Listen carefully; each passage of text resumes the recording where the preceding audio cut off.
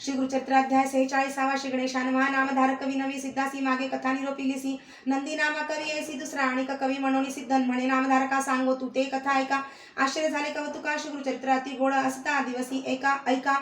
श्री गुरुसी नेले भक्ते एका आपुले घरी शोभनदायका म्हणून नेले आपुले ग्रामा हिपरगी म्हणजे ग्रामासी हिपरगी म्हणजे ग्रामासी नेले आमचे श्री गुरुसी पूजा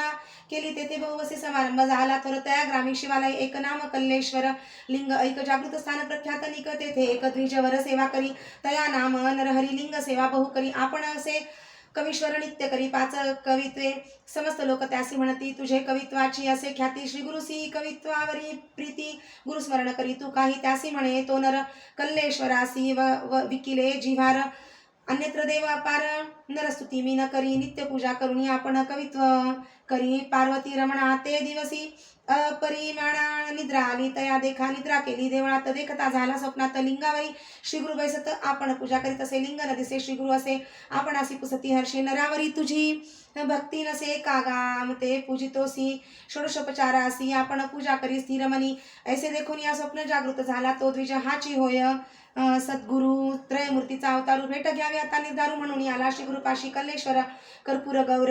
तुची होसी जगद्गुरु माझे मन झाले स्थिरू तुझे चरणी विनटलो तुची विश्वाचा आधारू शरणागता वज्रपंजरू चरणकमळ वास भ्रमरू ठाकोनी आलो अमृत घ्यावया पूर्वी समस्त ऋषी देखा तप करीती सहस्त्र वर्षे निका तू न पावसी एक एका अनेक कष्ट करिता ती न करीती तपानुष्ठान आम्हा भेटलासी तू निधान झाली आमुची कामना पूर्ण कल्लेश्वर प्रसन्न झाला श्री गुरु म्हणते तयासी नित्य आमुची निंदा करीसी आजी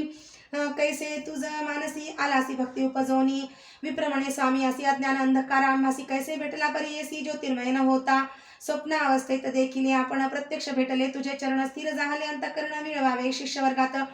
मानस पूजेचे विधान पूजा व्यक्त केली त्याने श्री गुरु म्हणती तत्क्षण आम्ही स्वप्न रूप लोकांसी प्रत्यक्ष आम्ही असता देखा स्वप्नावस्थी कवित्व एका येणे भक्ते केले निका स्वप्नी भेदुनी समस्त श्री गुरु म्हणती तयासी कल्लेश्वर श्रेष्ठ आम्हासी पूजा करी गा नित्य त्यासी आम्ही येथे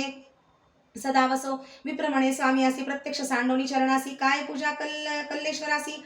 तेथे तुम्हासी म्या देखील तूच स्वामी कल्लेश्वर त्रयमूर्तीचा अवतारू हाची माझा सत्य निर्धारू न सोडी आता तुझे चरण ऐसे विनवनी स्वामी आसी आला सवे गाणगापुरासी कवित्वे केली बहुवसी सेवा करीत राहिला